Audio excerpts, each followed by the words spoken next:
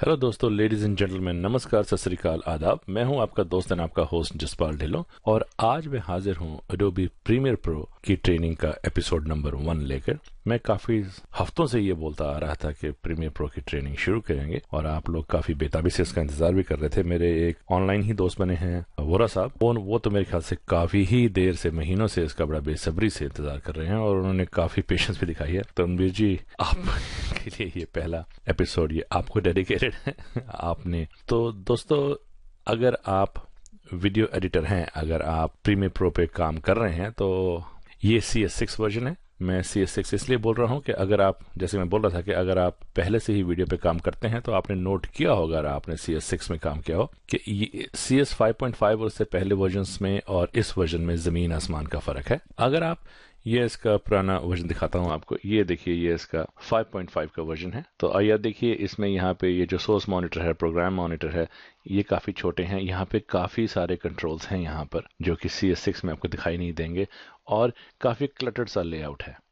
वेराज अगर आप CS6 में जाएं तो ये देखिए, विंडोज कितनी बड़ी हो जाती हैं इसकी। वो जो बटन्स मैंने आपको यहाँ दिखाए थे वो गायब हो गए हैं। गायब इन द सेंस ये नहीं है कि वो इसमें अवेलेबल नहीं है, लेकिन वो अब विजिबल नहीं है। बाय डिफॉल्ट वो विजिबल नहीं है। इसको, इस लेआउट को आज एडिटिंग की दुनिया में मीडिया सेंट्रिक बोला जाता है। ये आपकी टाइमलाइन है, यहाँ आपके प्रोजेक्ट पैनल में आप यहाँ पे देख सकते हैं जो ट्यूटोरियल्स हैं। अब यहाँ पे आप इसको रियल टाइम पे आगे पीछे करके देख सकते हैं। तो ये चेंजेस हैं यहाँ पर। CS6 में जो भी आप देखेंगे, जो भी आप करेंगे, वो करीबन 90% पुराने वर्जन्स में लागू होता है, लेकिन कुछ चेंजेस हैं जो शायद CS6 में नहीं हैं और पुराने वर्जन्स में ना अवेलेबल हो। जैसे कि पहले आप लेआउट देख लीजिए, फिर जो कीबोर्ड के जो चेंजेस हैं वो शॉर्टकट्स में वो भी कुछ चेंजेस हैं। फिर जो ट्रिमिंग के जो स्टाइल्स हैं वो पुराने वर्जन में शायद लागू नहीं होंगे। मैं आपको बता रहा था कि ये देखिए, ये CS 5.5 का वर्जन है और अगर कोई नया वीडियो सीखने वाला हो तो वो इतने सारे कंट्रोल्स देख के शायद पहली बार तो कुछ देर के लिए घबरा जाए, लेकिन CS6 में इसको काफी साफ कर दिया गया है। आप चाहें तो ये जो CS6 का है इसको और भी कम क्लटर कर सकते हैं। वो कैसे करेंगे वो मैं आने वाले वीडियोस में दिखाऊंगा। अब आगे बढ़ने से पहले कुछ फुटेज की बात कर लें। अगर आप खुद ही अपनी फुटेज फिल्म खींचते हैं और उसको खुद ही बाद में आप एडिट करते हैं, तो एक थंब रूल को आप गांठ बांध दीजिए कि जब भी आपने फिल्मिंग शुरू करनी है, आपका कैमरा एक्चुअल फुटेज शूट करने के 10 सेकंड पहले और 10 सेकंड बाद तक रोल करते रहना चाहिए। उसके क्या फायदे हैं?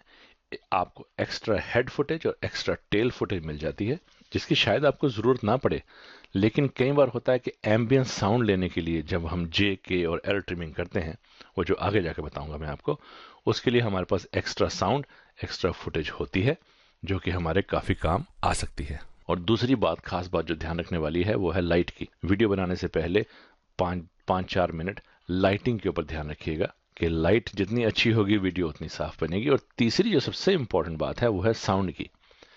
आपको मैं एग्जांपल देता हूं। अगर आप घर में कोई DVD लेके आते हैं कोई फिल्म देखने के लिए, और अगर उसकी प्रिंट क्वालिटी साफ नहीं है, इतनी फोटो क्वालिटी, जो इमेज, जो फिल्म है वो इतनी साफ नहीं है, लेकिन साउंड साफ सुनाई दे रहा है, साफ, तो चांस है कि आप पूरी फिल्म देख लेंगे।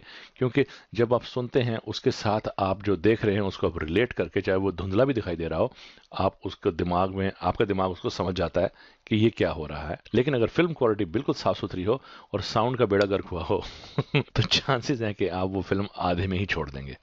यार आवाज तो आती नहीं, क्या देखना है इसको देख के।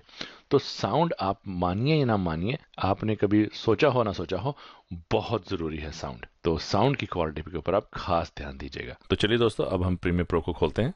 अब जैसे ही मैं यहाँ पे इसको क्लिक करता हूँ तो ये प्रीमियर प्रो CS6 खुलेगा और सबसे पहले खुलने के साथ ही सबसे पहले ये एक डायलॉग बॉक्स जो वेलकम स्क्रीन है ये सामने आती है। इसमें ये 3 ऑप्शन हैं आपके पास, 4 है बेसिकली। एक तो यही ऑब्वियस है, ये साफ सुथरे, इनमें कुछ ज्यादा डिटेल्स नहीं है कि नया प्रोजेक्ट खोलना चाहेंगे, जो पहले प्रोजेक्ट हैं यहाँ में से, इनमें से कुछ खोलना चाहेंगे, कोई मदद चाहिए, या सब गलती से आपने प्रीमियर प्रो खोल दिया, मैं एग्जिट होकर निकल लूँ। और ये जो है यहाँ पे, ये बाय डिफॉल्ट आई बिलीव ये 5 यहाँ पर होते हैं, लेकिन इसकी भी आप सेटिंग चेंज कर सकते हैं। तो चलिए हम एक नया प्रोजेक्ट खोलते हैं, उसको हम क्लिक करते हैं। नया प्रोजेक्ट खोलते ही ये एक सामने नया डायलॉग बॉक्स खुलता है। इसमें 2 बातें पूछेगा, एक जनरल और दूसरा स्क्रैच डेस्क। जनरल में आपसे ये सबसे पहले पूछेगा, अगर आपकी मशीन में जो एनवीडिया ग्राफिक्स कार्ड कंपनी है, अगर उनका कुडा ग्राफिक्स कार्ड लगा हुआ है, या AMD की तरफ से जो ओपन CL कार्ड होता है, जो आप, अगर जिनके पास मैकबुक प्रो है तो वो नोट करें उनमें, तो वो इस ड्रॉप डाउन मेन्यू में अवेलेबल होगी। मेरा ये कंप्यूटर जिसमें मैं ट्यूटोरियल्स बनाता हूँ, ये एक जनरल पर्पस अदरवाइज रोज काम करने वाले कंप्यूटर्स में से एक है, और इसमें कुछ खास मैंने स्पेशल कुछ नहीं किया हुआ है। तो इसमें जो बाय डिफॉल्ट जो मर्करी प्लेबैक इंजन जो एडोबी की तरफ से है वही लगा हुआ है, इसलिए ये ग्रेड आउट है। और दूसरा इसमें ये ऑप्शन है कि डिस्प्ले फॉर्मेट, ये आपसे पूछना चाह रहा है फोटो प्रीमियर प्रो, ये पूछना चाह रहा है कि आप उसको किस तरीके से देखना चाहेंगे। इसको ड्रॉप डाउन कीजिए तो सबसे कॉमन, सबसे मशहूर, सबसे ज़्यादा रिवाज में ये टाइम कोड ही है। अगर आपके पास कोई पुरानी फिल्म होती, जो पुरानी जो फिल्में होती थी, उसको आप फुट और फ्रेम में 16 mm की फिल्म हो, 35 mm की फिल्म हो, या फ्रेम्स के रूप में देखना चाहेंगे तो ये ऑप्शन है, टाइम कोड पर ही रहने दीजिए। ऑडियो, जो ऑडियो डिस्प्ले फॉर्मेट है, इसके भी काफ़ी सारे हैं, मिली सेकेंड्स में है, या ऑडियो सैंपल्स में, ऑडियो सैंपल्स ही कॉमन होता है, ये रहने दीजिए। अब ये कैप्चर, अब इस कैप्चर पे आ जाइए। ये कैप्चर में दो चीज़ें पूछेगा, या तो आपके पास जो पुरानी डिजिटल वीडियोस होती थी जिसके आप, या जो फायरवायर से आप कंप्यूटर में ट्रांसफ़र करें, या किसी और से जो ऑडियो वीडियो केबल लगा के ट्रांसफ़र करें, तो उस केस में आप डिजिटल वीडियो, आजकल HDV का ज़माना है, सबके पास हाई डेफिनेशन वीडियो कैमराज हैं, तो यही चुनते हैं। अब ये लोकेशन ये पूछ रहा है कि ये कहाँ पे आप, जो प्रोजेक्ट है आपका, ये कहाँ पे सेव करेंगे। यहाँ दिखाने के लिए मैंने ये डेस्कटॉप रखा हुआ है, लेकिन आप इसको यहाँ से ब्राउज करके किसी भी और जगह पे जाके आप इसको सेव कर सकते हैं। और यहाँ पे आप इसका कोई भी नाम दे दीजिए, नाम इसका रख देते हैं टेस्ट, और इसको ओके करते ही एक खतरनाक काम शुरू हो जाएगा। ये देखिए, ये जो डायलॉग बॉक्स खुलता है इसके बाद, ये काफी लोगों को परेशानी में डालता है। इसको देख के काफी लोग इतना परेशान हो जाते हैं कि कोई क्या करे। मैं यहाँ पे नॉर्थ अमेरिका में हूँ, तो नॉर्थ अमेरिका में होने की वजह से अगर यहाँ पे मैं 1080p को अगर मैं ट्रोल डाउन मेन्यू में, तो हमारे यहाँ पे 30 फ्रेम्स पर सेकेंड चलता है, जो 29.97 है। आप लोग इंडिया में हैं, जो इंडिया में एशिया में हैं, वहाँ पे पाल सिस्टम चलता है। पाल सिस्टम में 25 फ्रेम्स पर सेकंड होते हैं। अगर यहाँ पे देखिए ये 30 फ्रेम्स पर सेकंड है, इसको हम 29.97 तो कोई नहीं बोलता, इसलिए इसको हम 30 फ्रेम्स बोलते हैं। और अगर आप पाल सिस्टम में हैं, अगर आप DB पाल यहाँ पे आ जाइए कि ये 25 फ्रेम्स पर सेकंड, ये देखिए यहाँ पे, तो क्योंकि आप लोग इंडिया में हैं शायद, तो इसलिए फिर आपको ये ऑप्शन चुनने पड़ेंगे पाल।